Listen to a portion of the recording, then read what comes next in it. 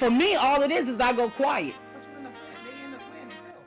Yes. Because what's the point? There's no point because at the end of the day, you want to be over here. But you haven't taken the time to understand really and truly who I am because you've been selfish in your needs of what you want. And I've been sitting right here not saying anything and saying everything.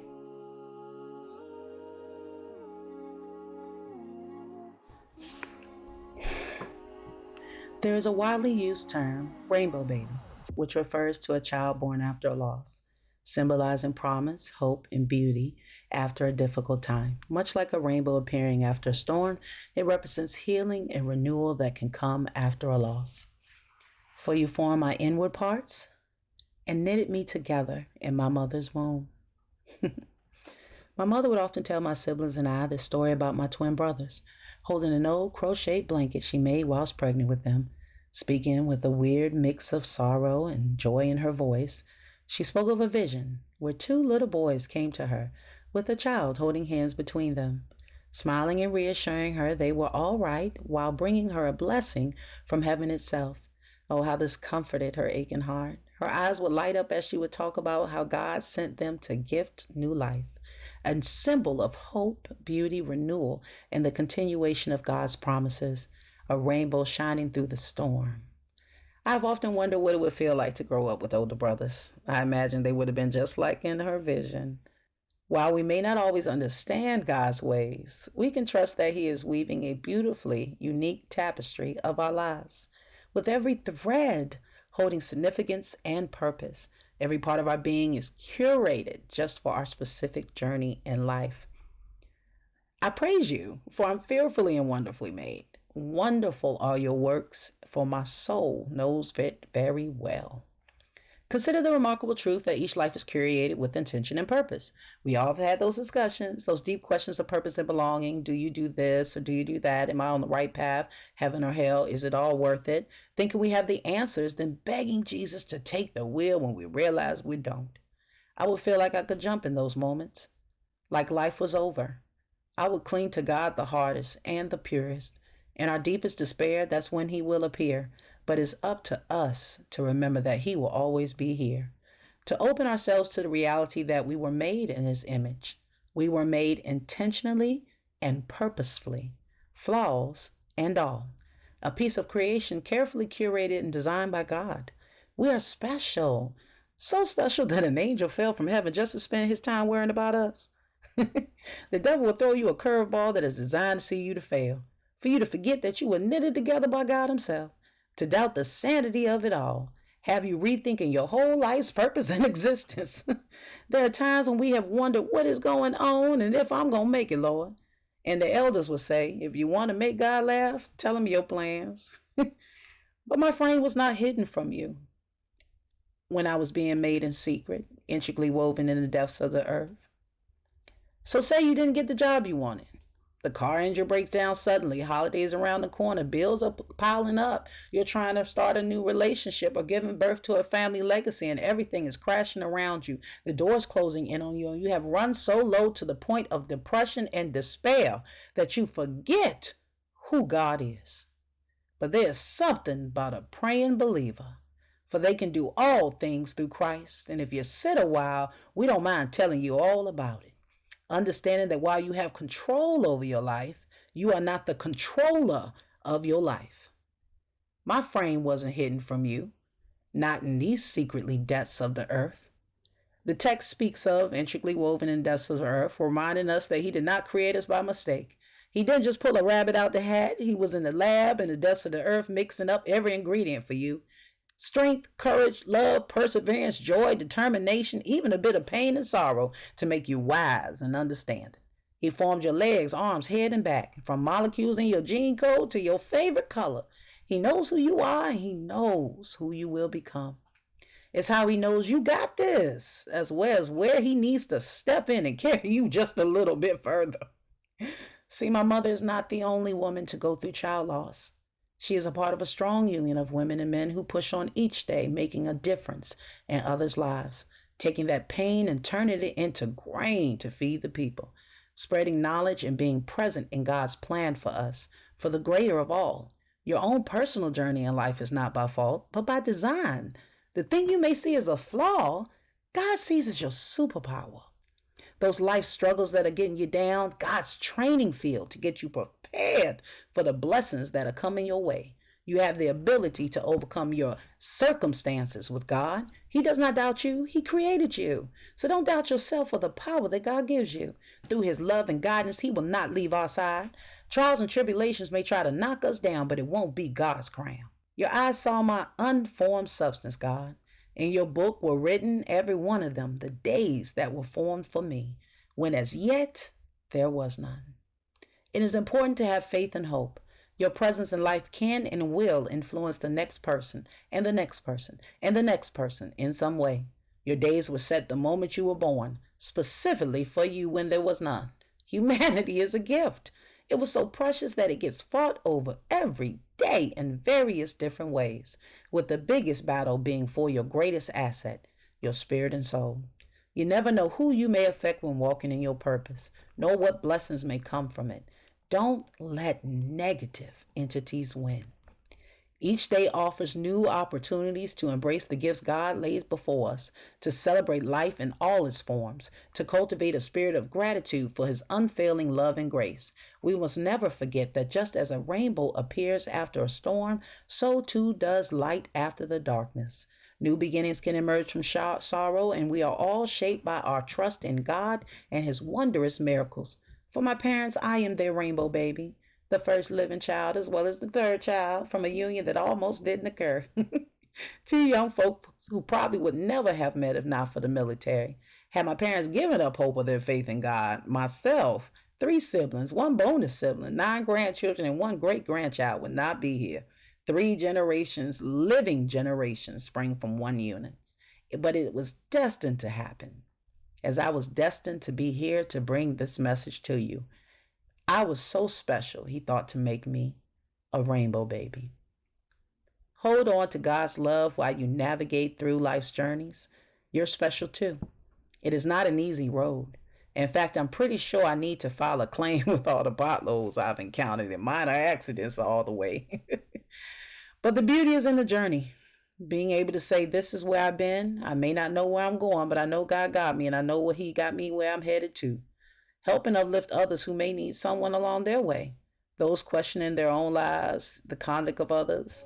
Take the disappointments as challenges made to make you stronger. And don't sweat the small stuff, for the rainbows come after the storm. Be willing to embrace both the grief and the joy, the hurt and the healing, and of course, the sun that rises after a cloudy day. And never forget that in all things, God works for the good of those who love Him and those who have been called according to His purpose.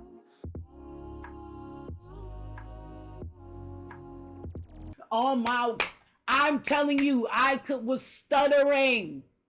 But soon as it's time for a message, boom, ain't nothing wrong with me. God got me. Soon as I stop, I guarantee you I'm gonna fall. I'm gonna stop breathing again. It's gonna be hard to swallow. It's the weirdest thing ever. Thing within you that came out during that message. Yes, and I think he just broke me down. He was like, "I've been trying to tell you this is what you're supposed to be doing for years. I bet you if I break your body down and you can't talk unless you say something about the word, I bet you'll listen in." And I'm over here still fighting him. I'm like, "I got you, God, but I'm not. You don't know who you talking to. Okay. You ain't me telling God this. You don't know who you talking to. You don't know what I've been through." Don't tell it what he done. That's why I said, picture me telling God this. You so silly. I said that. Yeah, so it's hard because, how can I tell people? If you look at me and I present like everything's fine, you don't know that I'm one step away. You know what I'm saying? Yeah. And I want to jump on. My body is literally going, hey, hey. To know what's important to me and what not to play with. Don't play with my kids and babies. And understand the many things that are my babies. And I respect you and do the same for you. But you don't respect your own stuff. If I gotta come to you and hype you up about your own stuff and you still in give up mode, then I don't even understand why I'm ranting right now. Because you need to get off you. That's all. It got to be. Because this is my own, like I said, the experiments I do for myself keep repeating the sanity over and over again.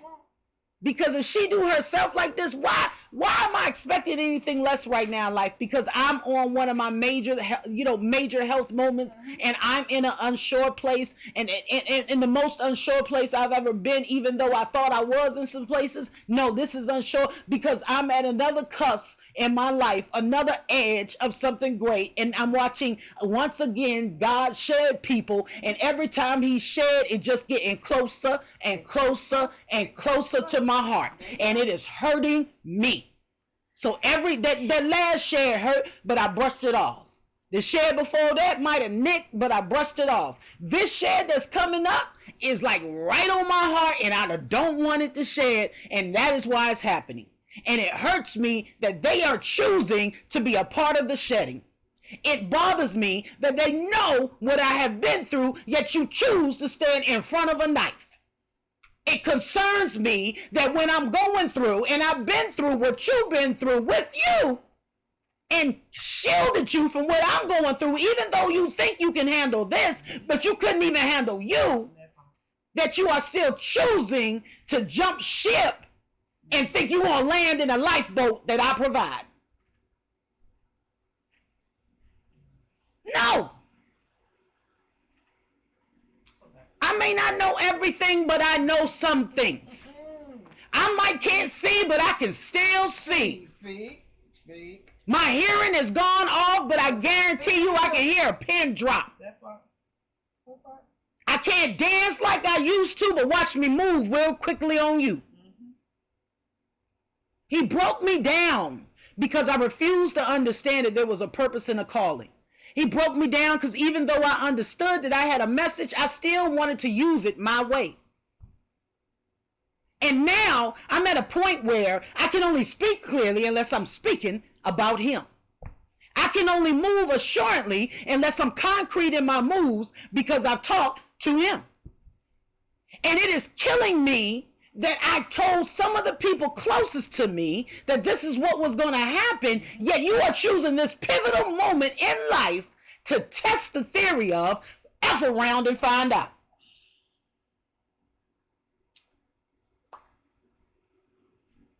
I love these people. And I'm tired of losing the people that I want to take with me. I know. I know. I am willing to sacrifice everything I am to take these people with me. And God is clearly showing me this is why I keep getting recycled to come back down and try it again. And I am clearly showing myself this is why I be gladly begging him to send me down. Okay, something wrong with me. Something wrong with me. I like pain. Tortured artist. It got to be. Got to be. But I gotta let it go. And I don't want to let it go.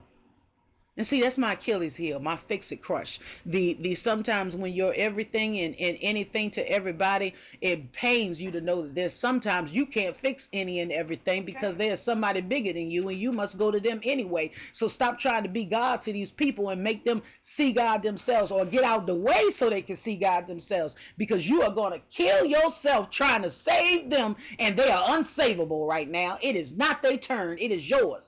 You need to go out here and find and heal and help so many other people. But you are wasting time on one person that ain't ready. Let them go. Maybe why your voice got refined. Because who did you call on in the middle of the night when you were going through your deepest and darkest moments? You called on him. Who were you calling on when you could not figure out how you were going to get to A to B, even nowhere near Z, maybe around QRS? You called on him, he got you through. You know what's funny? And that's why I'm the vessel. And that's how I'm the one in a million. Because God came and sat on me in a way where he wouldn't let me go anywhere else. You know how people be like, I was begging and calling on you, God, you didn't answer, you didn't come. I that the moment I broke, he made it so he was the only thing I knew. Mm-hmm. I mean, it was to the point where I'm jumping. Please know I got the medication to jump to. I'm serious. It's on paper. I'm jumping.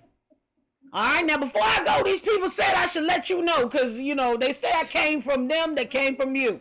Okay, I'm following my hierarchy. I believe in decency and order. I was taught the military way. Okay, I'm following it. So I'm coming to you, Lord, because I'm about to jump. If you know something different, you my final authority. They said, I think you are. I'm trying to figure out right now. You my final authority. Let me know. He said, about time. I got you. Yeah. I said, oh, wait a minute. Yeah. Yeah. I mean, I thought maybe just, but you there? Lean not to your You own. there, son? And he showed up. Mm-hmm. And what's crazy is for me, because of my connection, I don't have those moments where I do cry out in the middle of the night no more. Oh God, what to do? Even though right now I had went through that breakdown and everything. And that's when I was holding your hand, trying to keep steady. Mm-hmm. I secretly have been training myself and didn't know I was training myself. All these years when pain happened, and you be like, "Do you want some medicine?" Other people, I'd be like, "No, I'm trying to gauge the pain levels." Every time a cycle come on, everybody about to die. You look like you need something. What I say? No, I'm trying to gauge the pain levels. I'm getting a cramp walking, got a headache. Mm-hmm. I ask for Advil. What I say? No, I need to know my pain levels. Because to me at the time, I need to know the levels of pain so I know what was affecting me. See, if you keep giving me medicine, yes, the comfort of not feeling it is great, but I don't know what's eating me up inside. It just keep festering. The pain's still there. I just can't feel it no more, but it's attacking me. And I'm just drugging the pain, drugging the pain. But you get to come back. Headaches come back. But because I'm drugging you, I don't realize that there's something bigger attacking me, tearing up my mind. Next thing I know, I'm stage 4 something because I've been drugging myself while something was attacking me. I needed to gauge my pain levels. That's what that was. All these years, I didn't know what I was doing. See, for me, it was I needed to know the pain levels because it can get so bad. The pain could get worse. And if I can't handle this pain, how am I going to handle that pain? I've been dealing with cramps all my life. If I can't handle a regular 7-day pain, how am I going to handle when the real pain comes? And the medicine might not be around. I need to be able to make it when the medicine might not be around. I need to have it stored up in me so when the medicine not be around, I'm going to survive. I won't die because the pain was too great. Keep going. Keep going. So for me, it was a gauging factor. Mm-hmm. Keep going. I'm playing medical games with myself, and God is playing miracle games, and I ain't even know it. So to get to this level, yeah, I'm a little. Yeah, the biggest thing that bothers me is I'm not who I was. I can't dance everywhere like I was, but guess what? I got videos. Whether they liked it or not, big or small, crazy everywhere, or right in front of you. I got videos I can always look back on. Anything that comes after me, anything that's here with me that want to watch them, they're videos of me dancing and moving. I can stand on it. I could have danced circles around anybody. Yeah, my voice is getting crazy. It got deeper a little bit. My thoughts a little bit off. Yeah, sometimes I sound like a 70-year-old deacon. Fits well with me. It keeps the riffraff away, and I can make it sexy if I want to. But that ain't my business. You know what it does? It makes when I talk sound even more funnier to me, so I want to keep talking. I guess that's what God want me to do. He want me to talk. So it works for me. Yes, yes, I'm starting to walk and trip and run at the same time. It's some weird new baby deer thing. I don't know. I don't know. Now I used to go walk in 7 straight lines, be an acrobat and do a cartwheel and land in a split. Can't do it now. But guess what? When he need me to get to the destination he need me to get to because he want me to be there because evidently I need to say something, everything seemed to move. Now the thing that kills me and hurts me the most is my speech. The fact that on a regular, I can't tell you if I walk in the kitchen what the name of the cabinet door is. And you like, did you name the cabinet door? No, mofo. I'm just saying the fact that it's a quotation mark cabinet, door, quotation mark. And if you notice right then, I was calling it cabin door. And didn't even know because it sound right. Even in this rant, it's slipping up. Even in this rant, you see my psychosis. I was calling it cabin door with some authority. I knew it was a cabin door in there. I got big old cabin door kitchenware. I don't know who I'm feeding, the Three Bears and Jack the Beanstalk. I don't know who I'm feeding with cabin doors in my kitchen, but that's what it was. It's cabinet.